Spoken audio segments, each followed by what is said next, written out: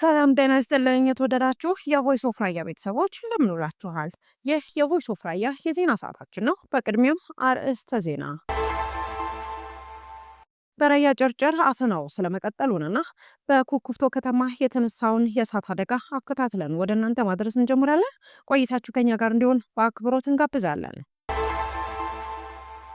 በራያ ጨርጨር ከተማ የአቃቢ ሕግ ባለሙያ የሆኑት አቶ በላይ በላቸው የጨርጨር ወጣቶች ማህበር ህጋዊ እውቅና ለምን ሰጠህ በሚል ትናንት ዳር 28 2018 ዓ.ም በታጣቂዎች ታፍነው ተወስደዋል። በተጨማሪም ከታፈኑት ሌሎች ወጣቶች መካከል መምህር ሰይድ እንድሪስ፣ ግርማይ ሐጎስ፣ ሙሉጌታ ኃይለማርያምና አብርሃ ሐጎስና ሁለት የ10 እና የ13 ዓመት ታዳጊዎች ይገኙበታል። በእንደዚህ አይነት ሁኔታ ያለው ህዝቡ አሁንም በሰላማዊ መንገድ ድምጹን በማሰማት ላይ ይገኛል። በተጨማሪም በራያ ኩኩፍቶ በትናንትናው ዕለት ዳር 28 2018 ዓ.ም በማህበር የተሰሩ ቤቶች ላይ የእሳት አደጋ ያጋጠመ ሲሆን 8 ቤቶች ሙሉ በሙሉ በእሳቱ ወድመዋል። የእሳቱ መንስኤም እስካሁን የታወቀ ነገር አለመኖሩን ምንጮቻችን ነግረውናል።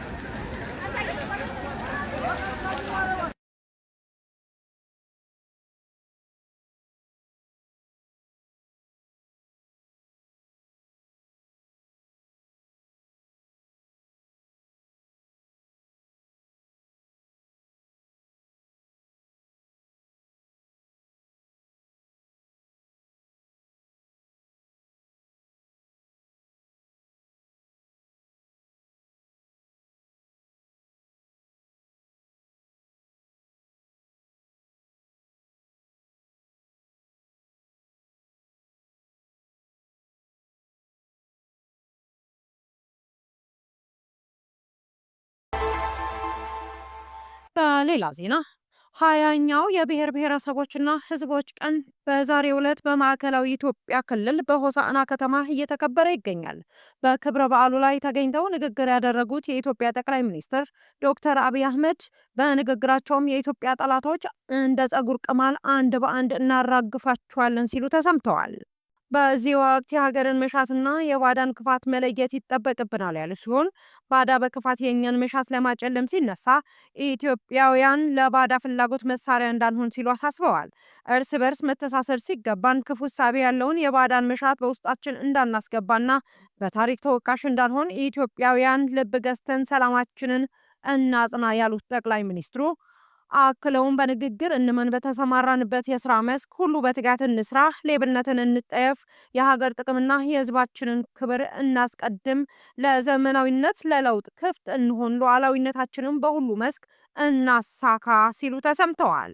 ኢትዮጵያ በብዙ ተስፋ የተሞላች ሀገር መሆኗን ያነሱት ጠቅላይ ሚኒስትሩ አያይዘውም ብዙ አስደናቂ ጅምሮችና ውጤት እያሳየች እየተመነደገች እያንሰራራች ያለች ሀገር ናት ሲሉ ገልጸዋል። የኢትዮጵያን ጠላቶች እንደ ጸጉር ቅማል አንድ በአንድ እናራግፋለን። ኢትዮጵያ ትጸናለች። ኢትዮጵያ ትበለጽጋለች። ኢትዮጵያ ለአፍሪካውያን ወንድሞቻችንና እህቶቻችን የብልጽግና ምልክትና ምሳሌ ትሆናለች። በሰላም እንደጀመርን በሰላም እንጨርሳለን። እኛ የኮሎኔል በዛብህ ልጆች አንሸማቀቅም። በጀግንነት የጀመርነውን በጀግንነት እንጨርሳለን። ኢትዮጵያ በልጆቿ ታፍራና ተከብራ ለዘላለም ትኑር። ፈጣሪ ኢትዮጵያና ሕዝቦቿን ይባርክ። እጅግ አድርጌ አመሰግናለሁ። ከእኛ ጋር ስለነበራችሁ እጅግ አድርገን እናመሰግናለን። ሰላም